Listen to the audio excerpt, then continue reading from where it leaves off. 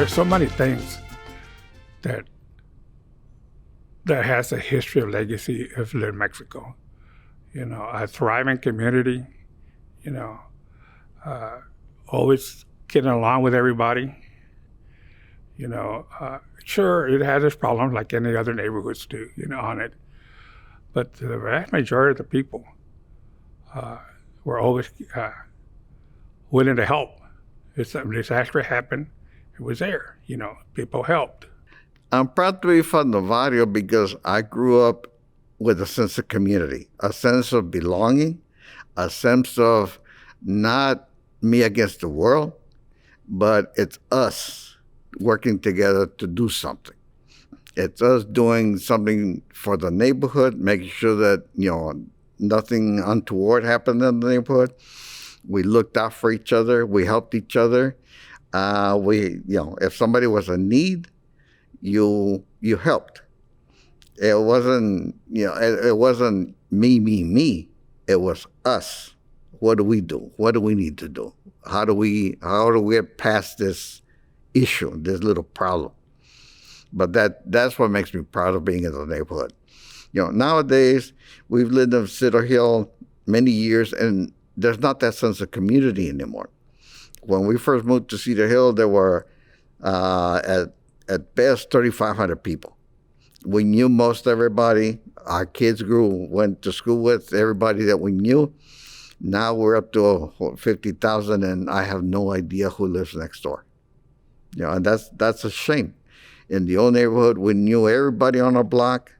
You knew their comings and goings. You knew when something was wrong, and they knew when something was wrong. And everybody helped each other.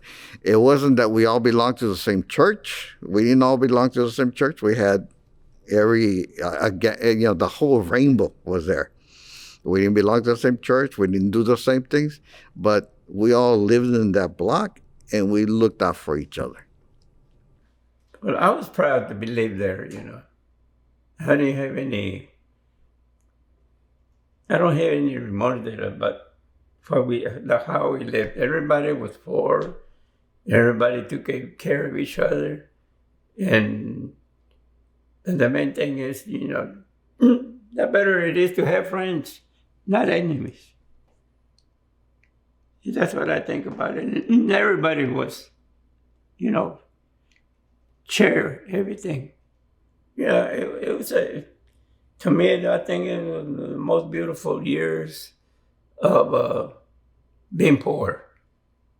But we didn't show it. And it never did bother me. And a lot of the other friends, the same way, you know. And today, now, no, we can't do this and this and that. Hey, you work, you make it. The legacy of Little Mexico of Dallas is not something that you can simplify in a short time. But if I had to select one word to describe it, it would be bienvenidos. Because if you look at the geography of Dallas and the demography of Dallas and how the community has changed over several decades, Pike Park and Little Mexico was the center point of the Hispanic community in Dallas, and has been for decades, and remains to this day in part. But generally, when Dallas Hispanics came to the city, it was the Pike Park became the natural gathering place for celebration, or for mourning the loss of someone, or to spend time together with family, or to make friends. And so the word bienvenidos kind of summarizes in our culture and in the Hispanic community's culture, it was a place of welcome. And it has gone through major transitions time and time again, as is the case with Dallas and all communities. And it's not unique to Dallas. Every community has central points where newcomers gather to kind of learn and orient themselves, and where the natives who have lived there before come to learn more about the newcomers. So it's kind of a win-win proposition all around. What I'd like people to remember about Little Mexico, that it was always a very friendly place. Everybody got along with everybody. You know, we never thought ourselves different from the Anglo communities or the African American community. We were all there on it. It was only when we stepped outside of our boundaries that we're reminded. But that's how I want to remember that. A lot of us, including my family, we were raised to be colorblind. By colorblind is I look at you as a character. I don't look at you as a white man or a black man or a Mexican. It's a character. And I think a lot of us in Little Mexico felt the same way. I want to share a family project. Actually, it was more like a community project. That's that 2011 book that I wrote, Dallas's Little Mexico. First, I want to give you an idea of the location. Tom referenced it. It's not really there anymore, but it's basically where Uptown is now in Dallas, just north of downtown. And you can kind of see the Trini River to the west, the Katy Railroad going over here, and the Ross Avenue down here on the southern edge of it, Pearl and kind of McKinney and Cedar Springs heading out to the north. So that was basically this area here of the little town. This gives you this is from the 1950s. It gives you a little bit of a view of what it would have looked like from the air. Again, the Katy Railroad here, the Burris Mills. This is Pike Park, which we'll be talking about quite a bit here. The St. Anne's School, which we'll be discussing. So this is kind of looking to the south east a bit. The large Neuhoff plant, packing plant. There's Acadia again. So another view, kind of this looking into town, and you can see this is what's now Harry Hines. It was called Turney back in the day when it was first laid out. The Little Mexico housing project, which I'll discuss in a bit. Pike Park. Again, the DP&L, Dallas Power and Light, coal plants and coal-fired electrical plant. This is the KERA studios, the famous public television and radio studios, their tower right there. So, but this is basically the main drag right here in what was Little Mexico. Now at the end of the, here's another little photograph to kind of give you a color view. A little bit later, when you can see again, this is where kind of Little Mexico would have been. You can see the development. They've taken down the DP&L plant. You can see the Crescent buildings over here, Co-America Towers, and you begin to see how, of course, the tollway in particular is going to be taking a toll, and we'll discuss that more here in a moment. But at the end of the 19th century, Dallas was one of Texas's largest cities and most important kind of city in the way of banking and insurance and cotton, and importantly, the railroads. Like kind of Allen was, of course. It was very, very important to the growth of Dallas. But so it was kind of it was emerging as a kind of one of the big cities in the New South after the Civil War. But unlike a lot of the other cities, there was a kind of a third element in the mix, and that was this quickly growing Mexican-American population. The social displacement caused by the Mexican Revolution was the impetus to propel thousands of Mexicans to American cities, including Dallas. Dallas's earliest settlements of Mexicans were along the rail lines. They tended to work on their railroads. They followed the railroad lines, and they would find shelter and work there. The railroads were important, also connected to the mining, and Mexicans were doing a lot of mining way back to the beginning of before Cortez in Mexico, silver, gold. So they were adept miners, and when you have mines, you got to have railroads to move the ore. So the railroads were also recruiting Mexican workers, and the mining industry was also recruiting Mexican workers from the interior of Mexico. The revolution only started making that even more of the case. They tended in Little Mexico, they tended to settle along the rail yards of the Katy, as I mentioned, just north of downtown Dallas. And it was a distinct, vibrant neighborhood with modest houses, small homes on small little lots, churches and schools, which were developing in the late teens, the 1910s, and so up to the 19 teens.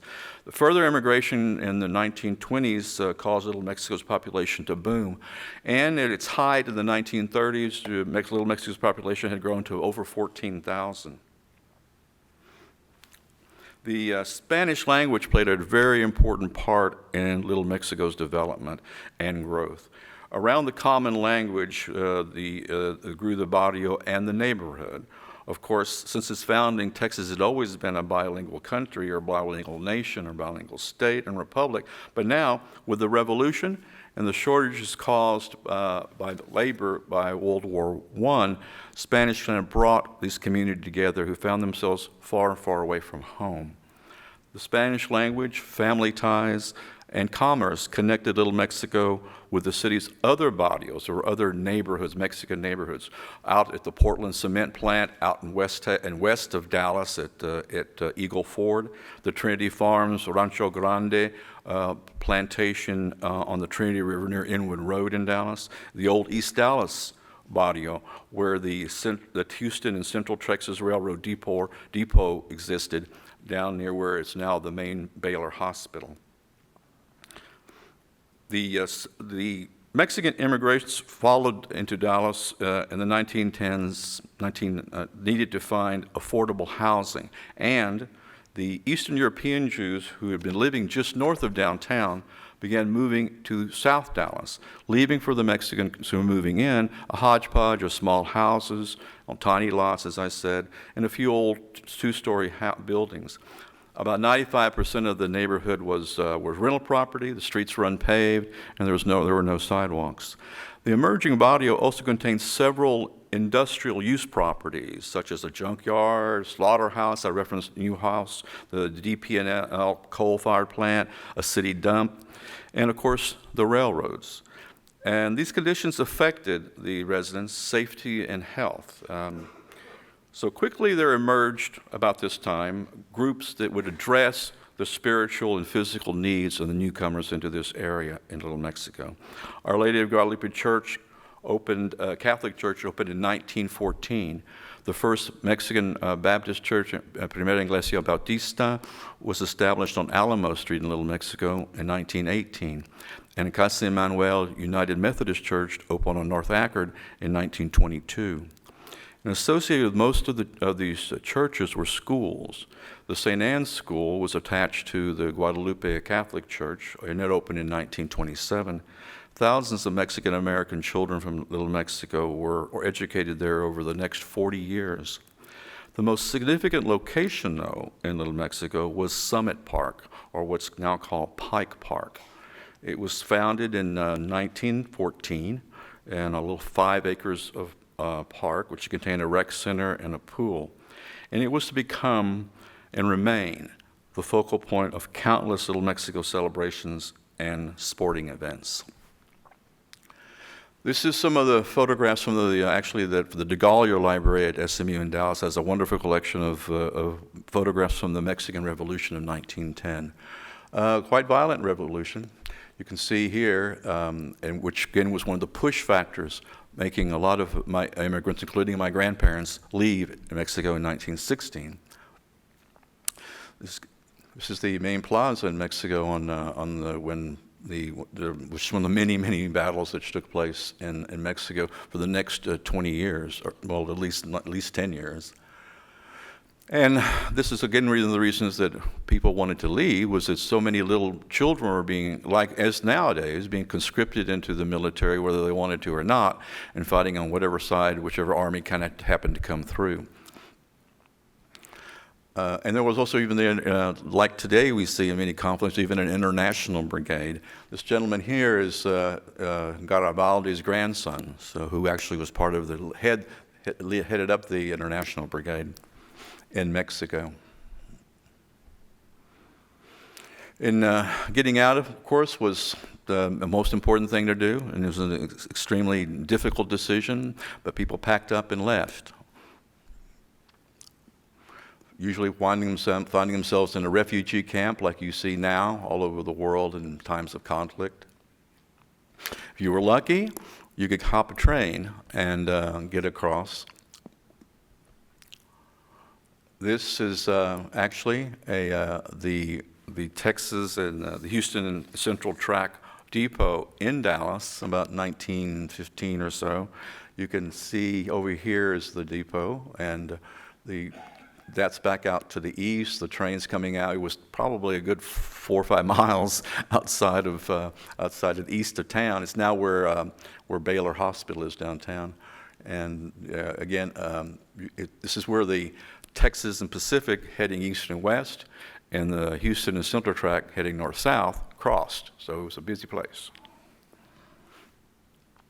In fact, this building is still, in this advertisement, is still downtown on Elm Street, and you can kind of see the whole the TNP, the Texas Pacific Railroad, 23 hours to St. Louis, which was fast in those days.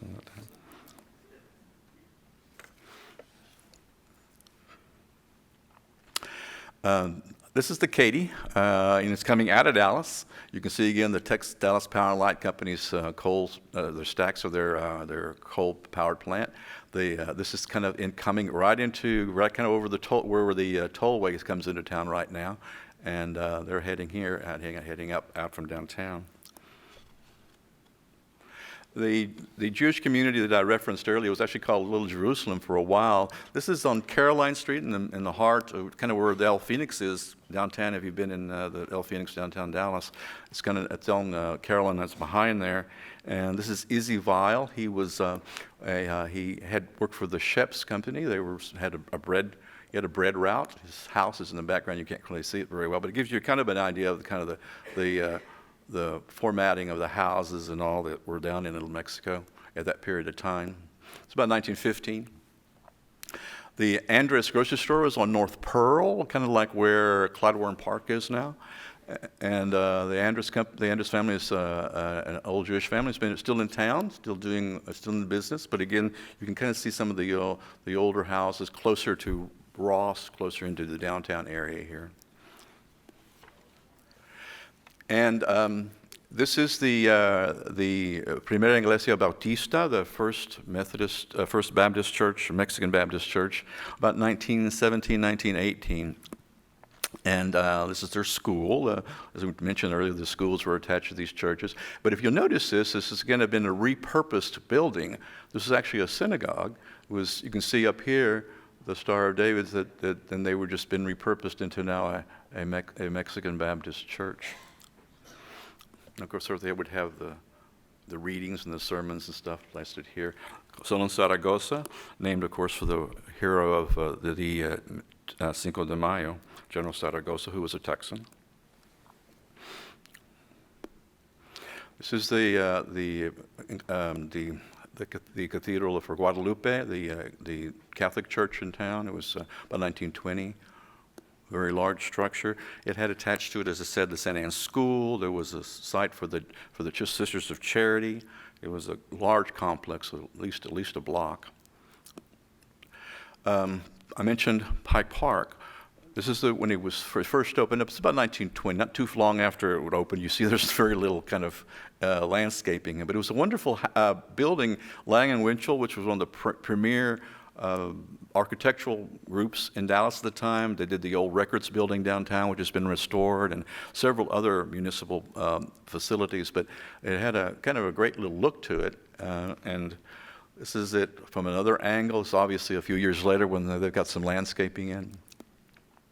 This is it from behind. It was built up on this kind of hill. You can see the large concrete kind of retaining walls they put out here. This heads back down toward the river, the Trinity River, which had not been rechanneled at that time, so it's much closer in.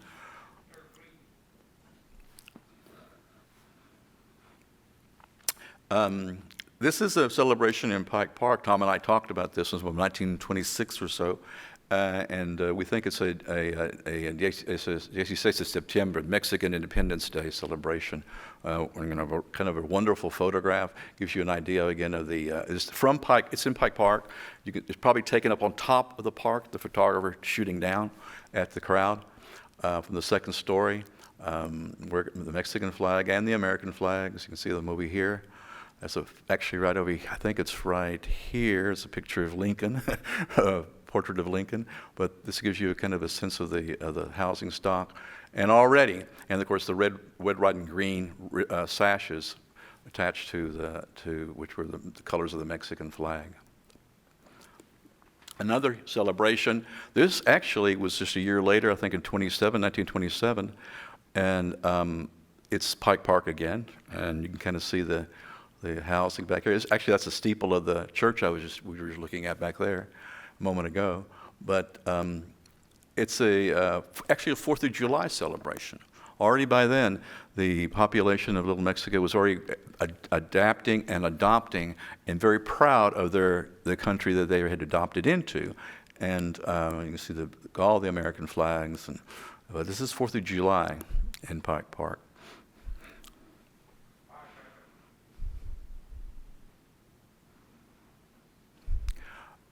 A year later, 1928, with those galleries there at the Brick Center at Pike Park behind you, you can see this is the 16 de Septiembre, Mexican Independence Day. They would crown a queen, of course. There she is with her court and all the musicians. It was quite an affair, and everyone all dressed up in their finest. I lived in a housing projects. Pike Park was 50 yards from our door, okay? And they always had the big Cinco de Mayo, 16 de Septiembre. And they went on for a day or two on it. Everybody from all the barrios, all 18 barrios would go. And we had a celebration on it. And everybody met friends, everybody, put out booths. A lot of nonprofit organizations would put up booths, sell food, and it was just one big festival, for both of those days. There were some issues at time, problems, but just like anything else, it's a gathering for people that came from all over the city of Dallas on it. There was a lady, I believe her name was maybe Catalina Scott. I didn't know her or anything, but she and a few ladies always had a program where they had people perform, children and adults, and sometimes sing and dance. But I guess the most memorable thing was that they had food there for sale. And when you paid for your food, it was always for the church, for the school, or for an organization. And the food was delicious, and it was very, good festive times. And you always got to meet. After we moved away from Little Mexico, it was always fun to see other people that had moved away and then came back to Pikes Park. So if you went to an event, you had to park a ways away and walk to Pike Park. And as you approached it, there was noise. There was celebration, there was music, there was dancing, there was laughter, there were families coming and going. But the food was also welcoming because there were tents set up with vendors and counters and picnic tables. And I don't remember for sure if there were umbrellas or not because it would start before sunset. And so it was kind of hot in the afternoon.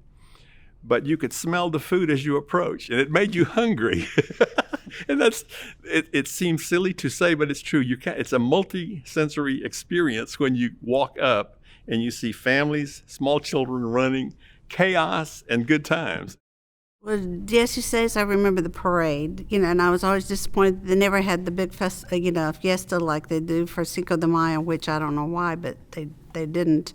And seeing the parade was a lot of fun, but for Cinco de Mayo, my mother didn't let us stay there very long, but were there long enough to eat and to play on the playground equipment and listen to the music. And then once it's probably 6 or 7, we went home. This is in the 20s also. Actually, it's in the American Legion Hall.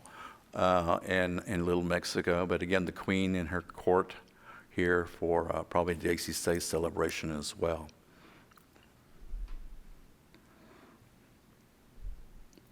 This is the El Salvador Presbyterian Church and the school attached to the church, probably the 1940s, this looks like, also in Little Mexico.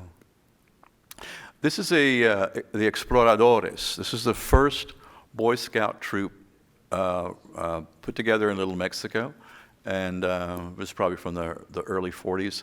This is the Wesleyan Center here. The Methodist Church contributed and helped put this first group of boys together in Little Mexico. This is the El Manuel United Methodist Church, and this is during the war. It gives you, again, an idea of the kind of housing, kind of just repurposed small houses into this. You can see the servicemen here, and you can tell this during the war, because they're still wearing their uniforms. The church of my family was attached to, and still is. Primera Iglesia Bautista actually moved to another location. They moved several times, you can imagine. But they did take that chalkboard with them that they had there from the other house. And the steeple. They moved the steeple with them, too. Temple, the Assembly of God Temple, which was on Harwood Street, in the middle of Little Mexico now. It gives you, again a little bit of a view of what the structures we're talking about. There are several actual garden clubs in Little Mexico when I was growing up, and the people would compete for the best gardens, just like other garden club. They would actually help decorate the housing project, the Little Mexico Housing Project, which was started in the 1940s because of the shortage of housing after the war. Now, part of what I hope we can talk about is that just neighbors are going to transition, right? And as Tom mentioned, there's nothing really left of Little Mexico anymore. A little bit we'll talk about, but one of the ideas is trying to do an adaptive reuse of these old buildings. This is actually one of the first adaptive reuses of a building in Dallas. William Clements, who was governor, you might remember. This was his offices for his drilling company, Sedco, and it's actually the old Cumberland Hill Public School built in the 1880s. It was one of them, looks like a little public school, and there it was. But he repurposed it and put his offices are in there for his company, and completely restored the building in an adaptive reuse, keeping the structure, taking it back to how it actually looked in the 1880s, right behind the Fairmont Hotel, and of course, downtown Dallas. But what's part of Little Mexico was the elementary public school where the kids would have gone in Little Mexico. This is the old St. Anne's School, which this is about this is probably 1930, 31. And again, you can see again the streets are unpaved. It's pretty basic little kind of school, like you'd see a little brick schoolhouse. But that's the building today. And one of the things I was very proud of is I was able to be the lawyer to help to landmark this building and protect it from developers. And of course, you can see here, it's the crescent behind it, all the development all around it. But we worked for over 9 months to get it landmarked by the city. And the owner of I should make clear, the owner of the property was against landmarking the school.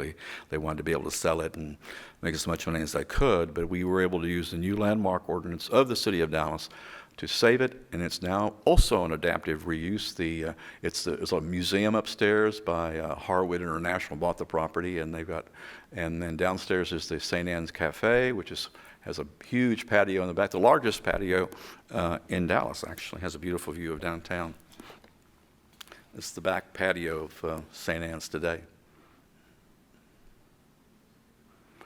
We mentioned Trini Lopez, who had gone to Crozier Tech High School. Well, this is actually the old Dallas High School right over here, about 1900 or so, 1905.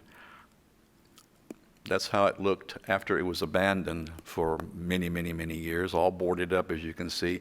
Also, pretty much ready for the wrecking ball. But again, people came in, and organizations like Preservation Dallas and others worked to save it. And it has been a wonderful adaptive reuse also. Completely gutted the inside. It's wonderful, a great classic kind of architecture of a school, old high school. And up there, it was initially called Dallas High School, and then it was called Crozier Tech. That's where Trini actually went to school. And many of the kids from Little Mexico would have attended this particular public high school. Now, at the beginning of World War II, the little barrio, Little Mexico, was facing a lot of changes. The widening and paving of the streets, especially there was a need to get to Love Field. It was the new airport. You need to get from downtown to Love Field and back from the airport downtown quickly. So they started looking at widening Harry Hines and putting in streets, putting in the infrastructure, things like that you would need. And it was beginning to really alter the barrio. The war itself changed the composition of the barrio. Young people went off to war, leaving behind aging parents and a kind of a fragile economic system. While the war economy created jobs, those jobs were not in Little Mexico. Hundreds of Little Mexico residents served in their adopted country during the war. Many, like my father, were not even citizens yet. He became a citizen, naturalized citizen in Paris, France, during the war. So many, if they were lucky to return, like my dad was, they arrived home with a new sense of self. When they liberated Paris, like my father, or the Philippines, they were greeted simply as Americans and not as second-class Mexicans. New organizations emerged after the war, like with other veterans groups did, like and they fought against discrimination in employment and education and housing. The GI Forum was American GI Forum was one of those organizations, and it was founded in Dallas by actually one of my cousins. Further, like other veterans, many Little Mexico residents, their development and changes were fueled by the GI Bill. There were better jobs, more schools. They began moving and expanding into the suburbs like Garland, Carrollton, and Grand Prairie. Cheap automobiles, the improvement in transportation infrastructure, for instance, the 1956 Federal Aid to Highways Act, which started the interstate system of highways, meant that people didn't need to live close to where they worked, and so Little Mexico was beginning to, its proximity to downtown, which had once been a strength, was beginning to look kind of old and decaying and not necessary. Nevertheless, many of Little Mexico's residents held on and continue to prosper and enjoy the amenities of being close to family, to churches, and to the businesses and old friends. This is, I should go back, this is the Patrias, the Fiesta Patrias, the 16 Mexican Independence Day celebration from 1950. This is the front program for the celebrations down there. And there were over 50 different businesses listed, everything from bowling alleys to shops and hairdressers and cantinas and restaurants, all types, all listed in this program. So it gives you an idea of what a thriving kind of business community existed right after the war even. This is a photograph that I love, and my friend John Cuellar shared it with me. This is actually his family, the brothers, when they were in Kaufman, and I think if any of you all recognize, that's a cotton field. And just before, probably about 1920, and they began to realize that they were his mothers, the mothers of the boys, began realizing they could make more money selling Mexican food at the county fair in Kaufman, and started thinking of, well, what can we do with this than actually picking and raising cotton. We went on to open the first El Chico Cafe, this early 1940s in Dallas, and my father actually worked here with Gilbert Cuellar, who was the owner of it, and before the war. And so this is before he was shipped overseas, and this is on Oak Lawn. This is the founder of the Cuellar clan and the boys who went on to open and develop the El Chico Empire over the next few decades. I love this picture because this is taken in the 1980s. I wish John was here. He could tell me the exact date, but we can kind of date it because this is the El Chico's restaurant group, the Cuellar's, catering the White House. There's Mr. Reagan, President Reagan, and Mrs. Reagan right there. John back here in the background there. But so they went from the cotton field to the White House, just a few generations. The Mongaras store. This will give you an idea of what these stores look like, these small little stores, little mom and pop grocery stores. This is the mother, Anita, who would go on to be the mother of Anita Martinez, who would be the first Hispanic elected to the Dallas City Council. That's her mom there. She's related to the Mongarases. This is La Colonial Panderia. It was, when I wrote the book, I didn't realize at the time, and it took more, and talking to more people and realizing that the bakeries were very, very important, to Little Mexico. And they would oftentimes fight with each other trying to steal the best, bakery chef. But in this, La Colonial, they were from Michoacan, the owners were, and apparently that when I understand and reading and doing some more research, the Michoacan bakers were the most sought after, and they would oftentimes try to steal them away. This little boy here actually fought in the Korean War. And of course, the El Fenix. We can't talk about Little Mexico without the Martinez's El Fenix Cafe. This is about 1930, 31. They actually had also a ballroom over here, which you can see right here. The interior of the ballroom with quite a spectacular ballroom, and always full of people having a good time and enjoying themselves. It was a lovely, lovely place. The ballroom's no longer there. This is a good photograph. It gives you a kind of a perspective of when the city just got all that WPA money, and they were going to go the road to Love Field. This is the road, Harry Hines. There you can see back here. That's heading to our downtown. You can actually see the Magnolia Building with the flying red horse right there. Okay, so that gives you the perspective. This is Payne Street. And right here is the Villasana grocery store that Tom was referencing a moment ago, founded by my uncle in 1932. And of course, the guys up here, like the city is, they want to take pictures of everything they put money into. So they had people out there taking photographs all the time of the infrastructure they were laying. And but what I loved about this picture, besides from the great little house here, and was this is the bread truck. Every respectable grocery store had to have a bread truck because they would deliver bread, fresh pan every day. And that's where my cousin Charlie Villasana, my Uncle Rudy's son, he learned how to drive that. He had to learn how to drive that truck very early. And he did the rest of his life. The Villasana filling station was just catty corner. It's right here. You can see that. And gas is not like that anymore, though. Goodness gracious. No, it's 12. Now, like I said, it's a vibrant community, and Tom mentioned that also they had sports galore, and the Mexican community, and it's always loved baseball. And here, actually, from 1930s, my uncle sponsored the stores like they do now. Commercial interest sponsored the baseball team, the Villasana grocery team. This fellow over here, Rojas, went on to begin the minor leagues. I think.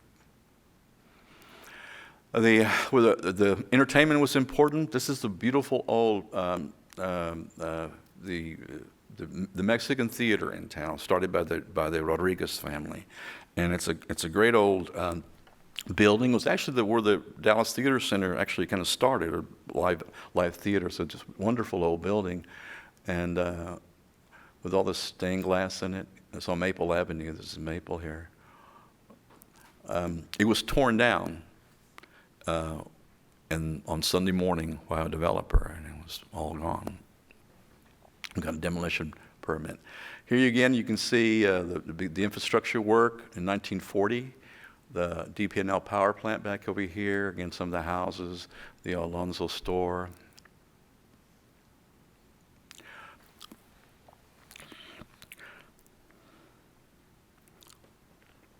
There was always a connection with Mexico, even during these times. This is I like this picture because it gives you. This is President Obregón about 1921, Well, he came to Dallas and visited, and so he's still connected the back and forth between the Mexican officials and Texas officials, and we've had that connection for obviously almost 200 years.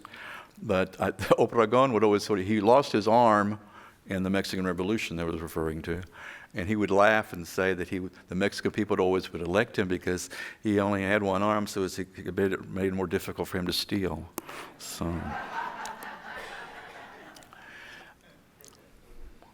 In the 1930s, too, there was the labor movement going on. And just give you an example, this is basically the Confederación de Camaradas, a Chamber of Commerce type thing, but also involved with labor unions. And this is actually taken, it was 1936, but it was taken in the old City Hall, in the auditorium at the old City Hall, which has been restored now and is the building used by the University of North Texas School of Law for their headquarters, right downtown on Main Street. Wonderful old building.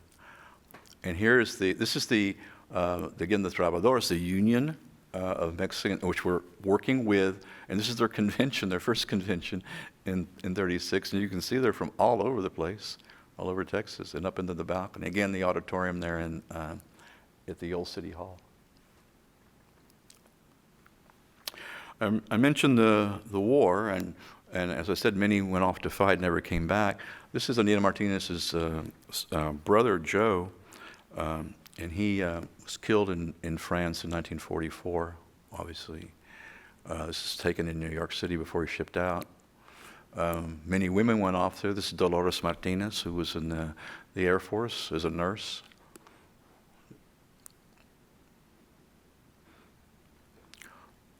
Julian Saldívar was a doctor. He was, and this is actually taken in the Philippines when things were still good, before the Japanese took over the Philippines a few months later. He went on to become, they captured him and others, and of course he was part of the famous or infamous Bataan March, where he spent years in the Japanese prisoner of war camps. He wanted to be a surgeon. By the time he got out of being a prisoner, his hands had been tortured, so he couldn't do that. He became a pediatrician, who's actually my pediatrician. Alfred Martinez, and here he is in his Army Air Force uniform. He was part of the Martinez family. He went on to, of course, he was always down at the El Fenix downtown as greeting people. My father, Luis Villasana, private at the Battle of the Bulge, December 1944. My grandparents, Macario and Adelaida, had 12 children. They had 8 sons and 4 daughters. And so during World War II, one of their sons, several of their offsprings and cousins and nieces and nephews served during World War II. But Macario's namesake son, Mac Jr., was in the Army in Italy during the war. And if you think back to movies that we have seen depicted of World War II, we know that when a telegram was delivered to your residence, it was a scary thing, because generally the military practice during war was to advise a family if one of their sons had been injured or died in the war. If it was close to a military base, frequently an officer might come and deliver the bad news face-to-face by coming to your front door. And so when Macario and Adelaida lived on Throckmorton at Cedar Springs, the restaurant that my dad and uncles had, which was on Oak Lawn near Lemon Avenue, which was in walking distance of my grandparents' home on Throckmorton. One day, a telegram was delivered to their front door. Macario and Adelaida were monolingual Spanish and could read and write Spanish, but they could not read English. But they knew that a telegram delivered with their son in the military was a very scary thing, and they didn't know what it said because they couldn't read English. Macario worked at the El Chico restaurant on Oak Lawn and visited it at work every day. So his immediate thought was to take the telegram and walk from Throckmorton to Oak Lawn and have one of his fellow team member workers read him the telegram. But can you imagine what was going through Adelaida and Macario's mind when they got the telegram that said something about their son, but they didn't know what.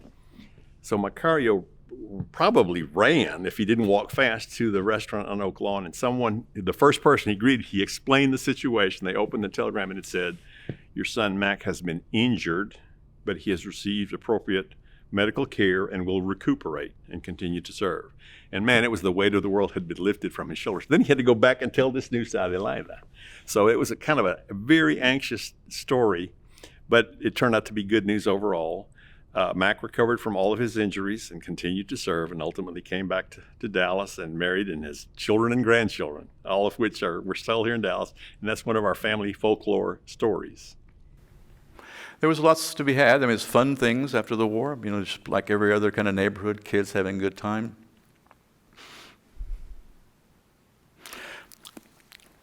By the 1960s, Little Mexico was dying, basically, though, because of the Central Expressway over on its eastern edge, the North Dallas Tollway, cutting it in half. The neighborhood, which had depended on railroads, was now being strangled by toll roads and all kinds of highways. But also taking note of the area's decline were land developers who were keenly aware that being near downtown was not such a bad idea. And they were also aware that the older Hispanic residents would be easily targets of exploitation. So land speculators oftentimes basically just stole these homes from these people. And about this time, several groups began coming forward in the 1960s and 70s. This is what they call the Dirty Dozen, a group of folks, Dr. Onesimo Garcia, Pete Aguirre, Bill Callejo, and back over here is Trini Garza, Anita Adelfo Callejo, Frank Hernandez, Rene Martinez. They began to push for single-member districts at the school board level, city council level, community college level, and they were successful. Frank Hernandez is the first Hispanic judge. He's being sworn in, and you might recognize by whom. That's Sarah T. Hughes, who swore in President Johnson in 1963 in Dallas. Anita Martinez was recently, just this year, a statue was dedicated to her in downtown, one of the downtown parks near the old City Hall. That's a statue of her. One of the boys who used to play at Pike Park was Santos Rodriguez. He was a 13-year-old boy in 1973. He's a little younger here, but he was one night. He and his brother were arrested, taken out of their home without any kind of warrant in Little Mexico by two police officers, taken and for questioning. And the long story short, the officer was playing Russian roulette with him, trying to extract a confession for something he didn't do, and he blew his head off. And the city erupted. Here we are with the protest in the summer of 1973 in Dallas for the murder of Santos Rodriguez. Walking through downtown, marching through downtown, hundreds of people, Hispanics, Anglos, the African American community, all came together to protest the murder of this young boy by the Dallas police officers. This is standing in front of the old City Hall, as we were talking a minute ago. Pete Aguirre, who was on the city council, actually addressing people here. And long time ago, and I'll never forget this. So I used to go with this guy at work, lived right there behind the house, a generator. And I used to sit over there because the wind was blowing real good.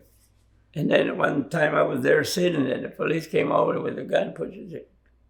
I'm going to kill you. I didn't do anything. I'm not doing nothing. But that's the way they scare you. Because see, a long time ago, you got drunk, and you be walking, they take you to the house. Where you live, there, I'm going to take you with them. And nowadays, they give them so much equipment to protect themselves.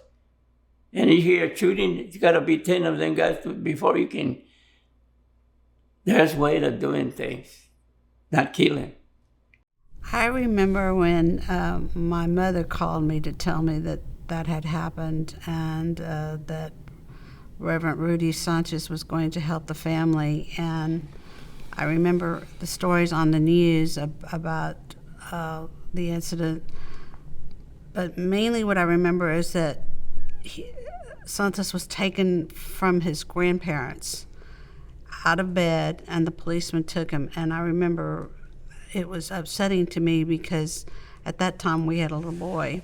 And I thought, how could you allow anyone to take your child from you? And then how could someone do that to a child? You know, I just couldn't see that police officer as a human being, because how could you be a human being and do that to another human being? And then to say that it had to be him because he was hot and sweaty, I wanted to say, well, you are a fool if you don't realize that it's hot. And a home is like a little oven if you don't have an air conditioner. And yet they took him out. And then when he played Russian roulette, I just could not handle it. Couldn't do it. Just was livid. I was glad that Brother Rudy was with the family. And then I because I couldn't handle it, I didn't want to hear about it in the news anymore.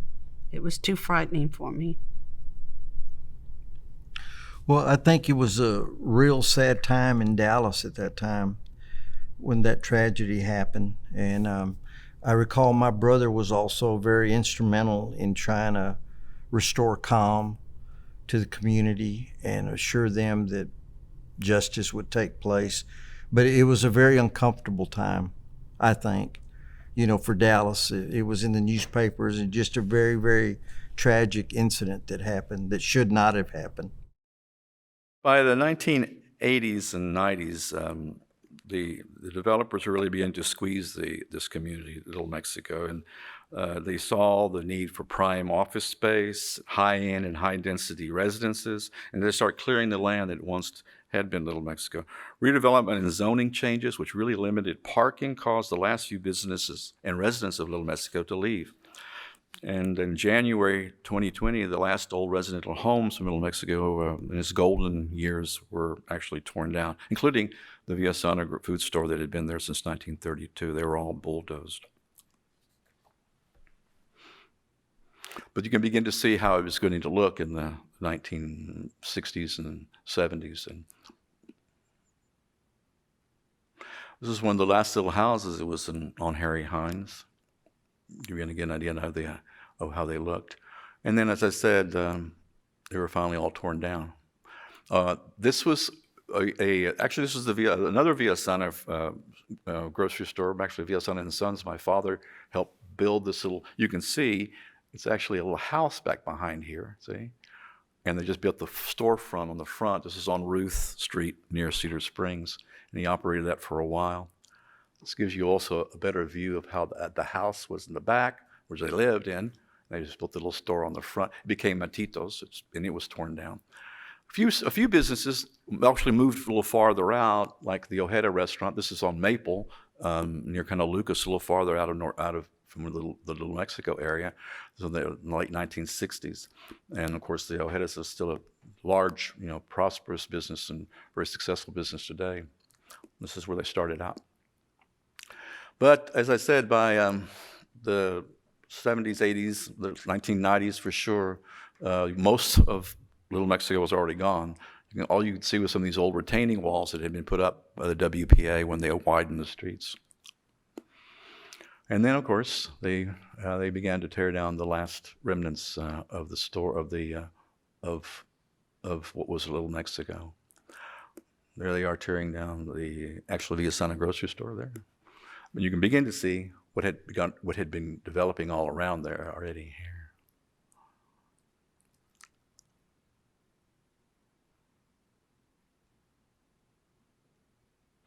This is a good picture because it gives you kind of an idea of what it looks like today.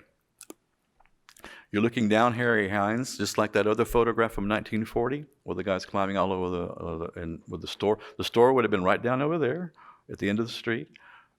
St. Anne's is back over here, you can see. Pike Park and this area here. And so this is the same, basically the same view, but what you're seeing today as you come into downtown off the tollway. The Latino Cultural Center was put up in 2002. It's a wonderful center over on the east side of town.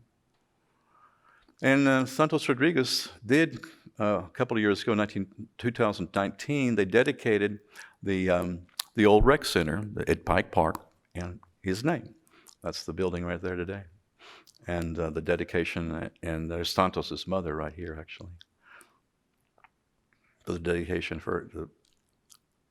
And just a few months ago, they dedicated a statue to Santos there in Pike Park. That's the retaining wall that looks off to the west and where he used to play.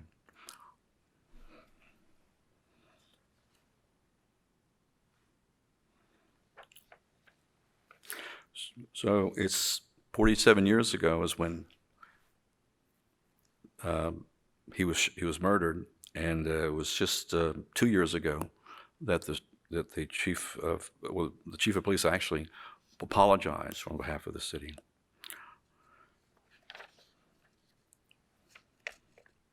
So, Tom? That was outstanding.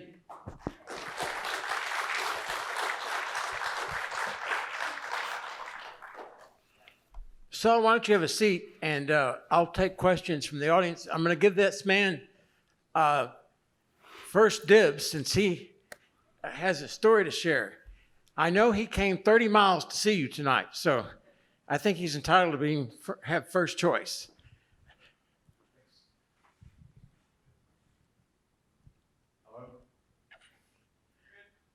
Hello?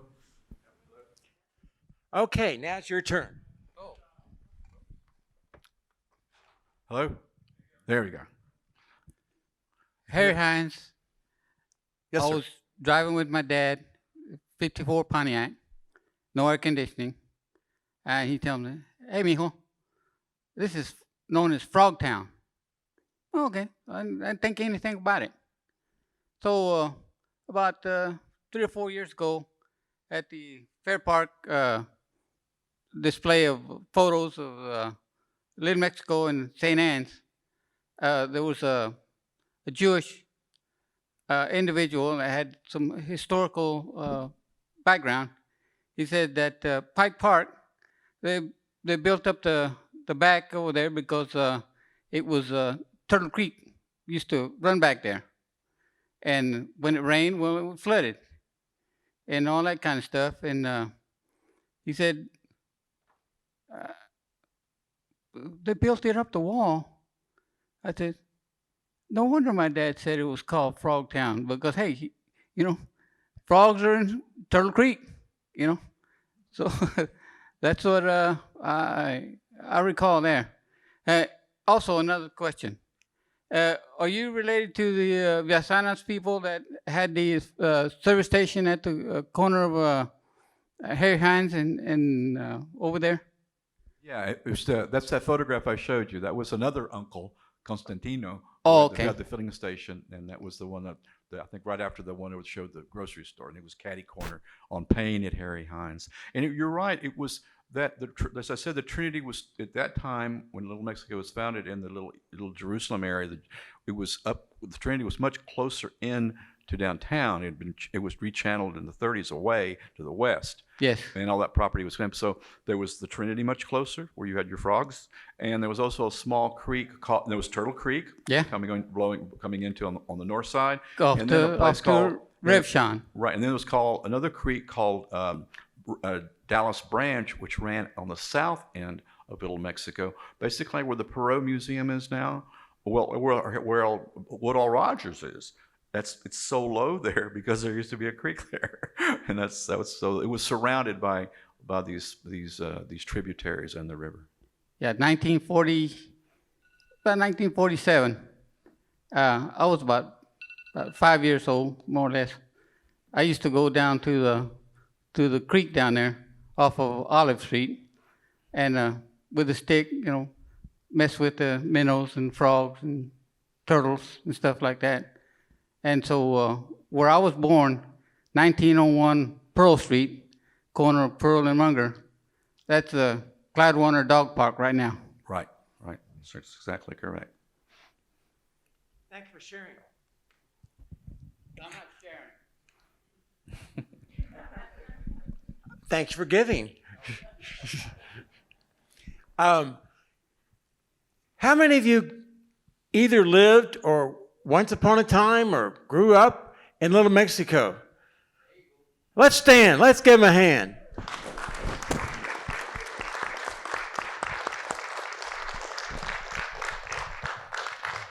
Now, Shirley, you have a story. So you have to tell me a story. I went to St. Anne's to my freshman year, and that's my sister-in-law and my brother that went to St. Anne's too. Tell me a story about St. Anne's. I'll let my brother tell you. He's had good ones.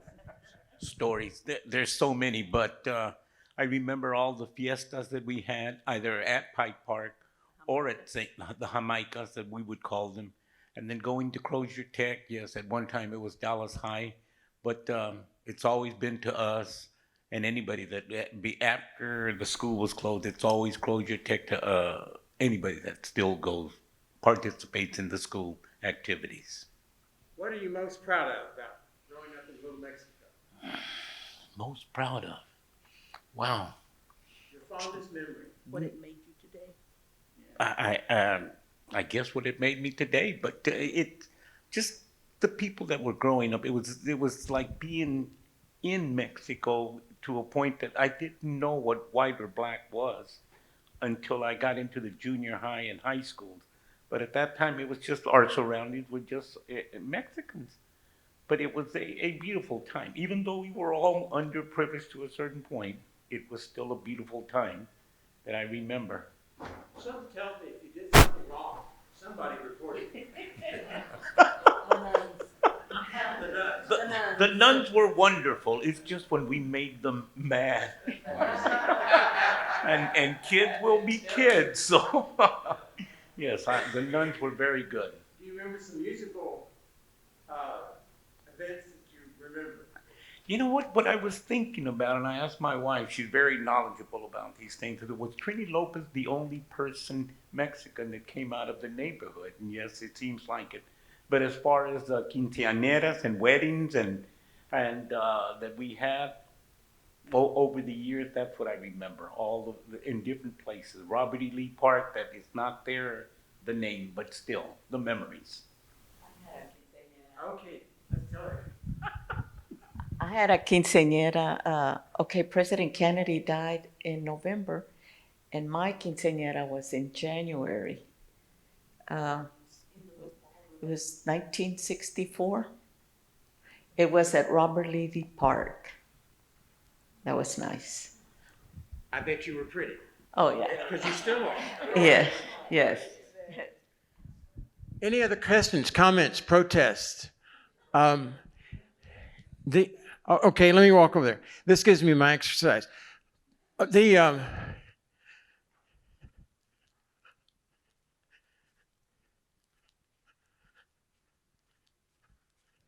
Can you think of any other besides Trini that went on the fame? There were. You mentioned the Arlington House at Lee Park. That was which is still standing. The Arlington replica of Arlington House, and that tended to be a place where a lot of bands would play and other musicians, besides from Trini, more like big bands, brass bands and things like that. They often were playing in that beautiful building, which you can go into, and many of them were there. There was also a weekly television show with a guy named Castares, I believe it was, that had musicians from Little Mexico. I remember Trini had a brother named Jesse who went to North Texas, and he was a musician also. I guess a younger brother. Yeah, he's his ex-co-senior now. Really? His sister told me that about 3 years ago. I remember hearing Trini at the Dallas Memorial, what used to be Memorial Auditorium. I guess it's K. Bailey Hutchins or something now. But singing, and it was kind of like he was singing medley of songs, but they were the full-length songs of his big hits. And he never stopped to introduce the next song. He just segued from one tune to the next, to the next, to the next. There were 4 or 5 songs in a row that he did. And now you mentioned North Texas, Paul Guerrero, who was a jazz drummer who died a few years ago, was also really tied to to a great musician, and I think part of the Jazz Drummers Hall of Fame and all. And he was a great guy. I got to know him. You know, one thing I wanted to mention, because we talked about St. Anne's, and I want to underscore that those losing neighborhoods, losing all those buildings, they're not inevitable. And this is where I want to kind of challenge you, because if it hadn't been for the alumni of St. Anne's, that building would be gone. I mean, they fought the Catholic Diocese of Dallas. They had 2 silk stocking law firms downtown working to tear that building down. And the alumni and all of us worked together, and with the folks at City Hall and the Landmark Commission and all, to save it. Same thing with Dallas High, Crozier Tech. All those buildings were destined to be torn down. So if you want to save buildings, you want to do an adaptive reuse like those buildings are, and save some of your history, it can be done, but you have to get up and do it. Otherwise, the developers will tear it down, and it'll be lost. So, I mean, I think I thank God for the St. Anne's alumni people. I mean, which was, you have to understand the difficulty for a group who had been so attached to the church, attached to their bishop, and have to tell the bishop, no, we're going to save that school. That took courage. Mr. Villasana is being very modest. He was a big player in saving that building. Now, I was just a lawyer, which you might need to save a building or two. That's always a good thing to have. Any other questions or comments from the audience? Then I'm going to ask him a few questions. Anything? I was hoping y'all would have more stories. She's got one up there. Okay, hold on. I like to hear stories. By the way, one reason I was kind of asking the questions about the music, what I remember as a child is when hearing some of the music at Pike Park. They played with a passion that was undefinable. And a lot of their instruments were quite old. It didn't stop them. Well, we mentioned Pike Park. I should kind of follow up as Tom gets up there. That building is still there. It's been altered a lot, that first building from 1914, the rec center. And now the city is trying to go back and what we're going to do with this rec center. And they want to take it back using private funds. The Founders Garden Club in Dallas, one of the oldest garden clubs in town, gave money for landscaping to Pike Park not too long ago. All private and public money coming together to try to save this wonderful urban little park. It's a gem park, in the shadow of downtown, and taking that building back to its original look, kind of like they did with St. Anne's and Bill Clements did with Cumberland Hill School and all those. So it can be done. It takes some imagination and hard work on the part of the public and the private sector.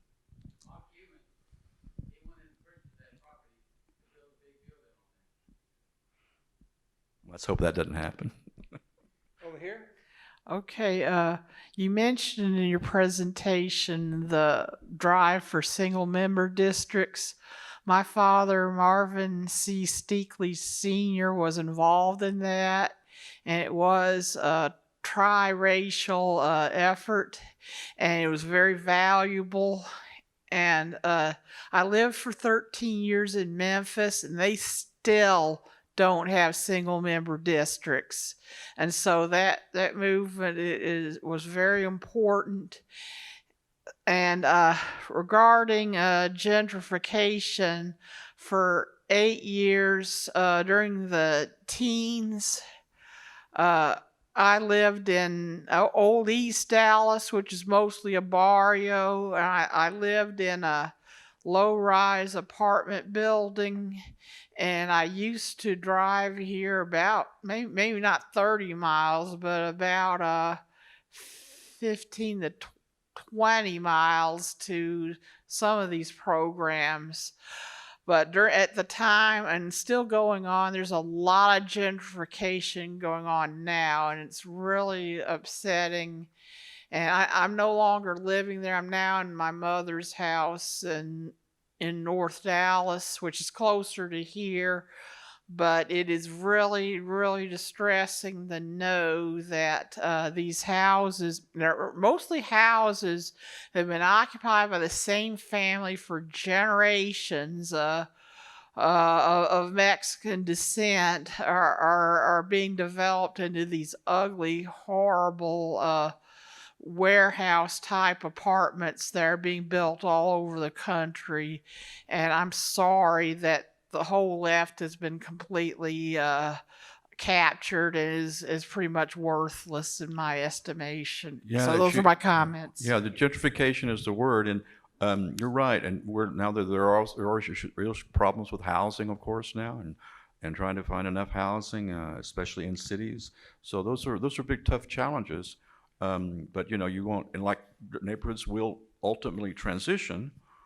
There's still people living in Little Mexico, but they're living in very expensive high rises now, and that are out of most of people's reach. So that will come up and bite you too, gentrification, no matter where you live.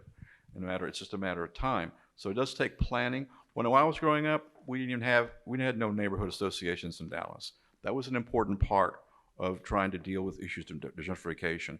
Those neighborhood associations, working with single districts, and your council person and your person on the planning and zoning, work with them closely to try to protect and or at least plan the kind of changes that will happen in your neighborhoods and your cities and towns. Thank you for that wonderful presentation. The folks who grew up in Little Mexico, I hope you'll come up with more stories before you leave, because I want to put you up here on this chair and record your stories. I like recording stories, even if they're not true. Tom, can I tell you one story though? Yeah. Which I think I didn't, of course, my editor made me have only so much time in my book and everything, and so much I could do, and I wasn't able to tell a lot of the wonderful old stories. The one that probably the one you may have heard about was Maximilian's gold, right? Does anybody know about that? Supposedly, after Maximilian was thrown out of power in Mexico in 1867. That his gold came out somehow to Texas and found its way into Dallas, the wagons of gold. And it supposedly was buried, out of all places, in Little Mexico, which was not Little Mexico in those days. But there was the late 1950s, there was someone who dug up their entire yard. And it's in the papers. You can find it there. Trying to find this Maximilian's gold. It is a great legend, and sure enough, I just see the big holes in the ground and the big spotlights at night. So, but Little Mexico had tons of stories like that, and I wish I had more time to kind of go into them. But that was one of the more I think extravagant ones. Kind of like everybody's still looking for Coronado's gold. Exactly. When I was a little tyke, my grandparents had a farm in Denton County, and in the spring, the Hispanic residents of Frisco would come up. We're talking 1960, 65, and grandfather's price was, for a cabrito, $12 if he had to catch it, and $6 if you caught it. Well, I want to tell you something. They drove up from Frisco, and of course, I knew what was going to happen, so I was hoping the goats would run out into the woods and hide. But they had those things garnered like within a minute or two. But I remember them telling my grandfather that their parents or their grandparents had constructed the Frisco Railroad, which ran east-west through Frisco, and that that was one of the last railroads to be built in the area around 1900, I want to say 1890, and they never left. They said they came up from Mexico to work, but they never went back. And I just remember that. Then when I was getting ready for the presentation, I realized the importance of the Hispanic immigrants to the construction of our railroads. You want to comment? Yeah, as I said earlier, as early as 1881, 88, they'd found coal along the Narrow Laredo. And so the mining companies and, again, if you had mining, you have to have the railroads, started really recruiting heavily Mexicans to work. And they already had experience working in mines, the Mexican people did, and they had experience working on railroads because of Porfirio Diaz selling off the Mexican railroad system and developing it to Europeans. So it was an easy kind of fit. So when the recruiters were looking and bringing up railroad people, workers, and coal people or mining people, they would the workers would follow those rail lines. I have one story I'm going to kind of end with, and it's my connection to Allen. My great-grandparents came to Collin County after the Civil War and settled on Rowlett Creek, a little piece of property in Rowlett Creek. But they were a bunch of boys, and they were, it was hard times right after the Civil War, right? Everybody knows that. But apparently one of my ancestors got hooked up with Sam Bass. And so right over here, on February night in 1878, one of my ancestors must have been holding a horse or something. Sam Bass and his gang did the first successful train robbery in Texas, right over here in Allen, the old Allen station. So I'm coming back kind of late, apologizing to people for, causing you all in trouble, because fortunately no one got hurt. But the first right over here in Allen, to show you how important that rail line. He chose that rail line and that stage, the Houston Central Track, right over here for a reason. What does it mean? I'm going to ask you the same question I asked these folks. What are you most proud of growing up in Little Mexico? I think, as we were talking about earlier, that sense of community was a really kind of insulated kind of, we didn't feel, like bad about each other or the community. We were very proud of it. It's kind of like my dad when he went overseas. It was only when he got out of the community that he began to feel the discrimination that it had always been there toward Mexicans in Texas, and that in a way was unfortunate. He remembers my uncles and all of them. They'd go over to Oak Cliff in Dallas, and that was a very segregated part of town. And there were restaurants they couldn't go to in Oak Cliff because they were Mexican. They didn't have that worry in Little Mexico. It was everybody knew each other, and no one was treated badly like that. It took, unfortunately, getting out into the bigger community for them to experience that and learn from it, and take those lessons that they learned at St. Anne's or at Crozier Tech, or at my high school, North Dallas High School, take those lessons and put them to some good use, and kind of turn things around. Work for single-member districts. Get our own people elected to, and friends of ours, to the school board and the city council and the community college board, and make those kind of changes that would be necessary. So I think my folks, all the people that I knew and they knew in Little Mexico, that nurtured me to put me on a track to do something that might help, again, the community. That was wonderful. My father was in World War II, and he saw people of all shapes and colors die for our country. So we didn't grow up, everybody was equal.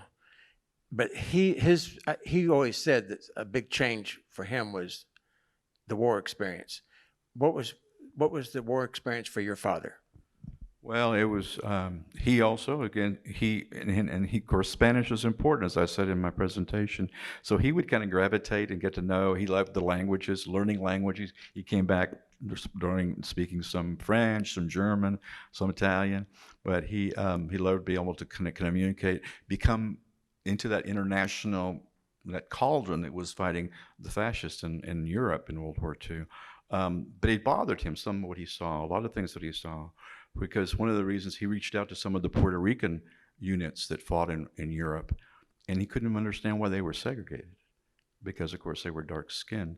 in the military was during the War II. And he just wouldn't make sense of that, that here he is, these people were fighting for freedom and the liberty of the whole world, and they were segregated units away. But he reached out because, of course, they spoke Spanish. So it was complex. And as I said, they came back with a new sense of self, and they weren't going to be treated as second-class citizens anymore. I noticed in the pictures that when they were celebrating Días y Seis and so forth, that there was always a mixture of the Mexican colors plus the American flag. It was never either or. It was a mixture. Yeah, and that picture we all must have been another JC says no, it was 4th of July, and one of those, that large picture that I showed you, and one somewhere in the middle, and that's so keen. They were very, very patriotic, and from the very beginning, coming here to this country in the early 1920s, and just had only been away from Mexico maybe 5 years, 10 years, and they were already adopting and adapting to this new country. Unfortunately, as I said, they hoped to be adopted. It wasn't always reciprocated by the larger Anglo community, but they were certainly going to be part of their new life and their new community if they were allowed to be that and can make contributions, which they did. Everybody from the Cuellars, the Martinezes, or who they came, they were going to make contributions to the economy and to the betterment of this nation. The people that grew up in Little Mexico, did y'all recognize any of the people that were in these pictures? You did? Okay, good. Oh, I had to say 1971. It's been a while. I might say that my old high school is celebrating its 100th anniversary this year. So if you get to go out there in October, there's going to be a big pachanga over there, a big celebration for North Dallas High School. Which, interestingly, it's not in North Dallas anymore. It's at like Blackburn and Central Expressway, but it's still a school, and it has the largest collection. The kids who go there, they speak more languages than any school in the city. I think last time I looked, maybe 20, 30 languages from all over the world, from kids going to school there, that public school. And again, showing how immigrants today are making contributions or are going to make contributions to the betterment of our country. When an individual moves to a community, the individual assimilates into the community, and the community assimilates the individual. It's a two-way street, and it's win-win. It's a very healthy, natural process. Some are more successful at it than others. Some have a difficult time. You have to land on your feet, and you have to move, and you have to get acquainted, and you have to make yourself understood, and you have to understand. And I think Dallas, my family's experience was that Dallas was a very welcoming community. At the time, growing up in Little Mexico, you're kind of equal with everybody. You didn't know you were poor, and you just knew you belonged to this family or that family or what have you. And I think that I had pride in being Mexican American, and some of my older brothers and sisters and other neighbors that I knew that may have gone to the Navy or gone to the Army, or maybe like my brother went to college and all. I just saw them, if they got a job and they were a printer or they worked somewhere downtown, I just saw them as being very successful, because I saw them when they had nothing, but then they would come back to the neighborhood and they'd have a nice car and they were making money. And I think Taylor Publishing was a big printing outfit here in Dallas. And a lot of young men went to work for that company, and they did well. I recall as I was little and they were growing up, and you'd see them at church, they were wearing a shirt and a tie, and I thought, well, they're pretty successful. So I think Little Mexico molded me into having pride in my culture, heritage, and being able to work and, being a productive citizen to society.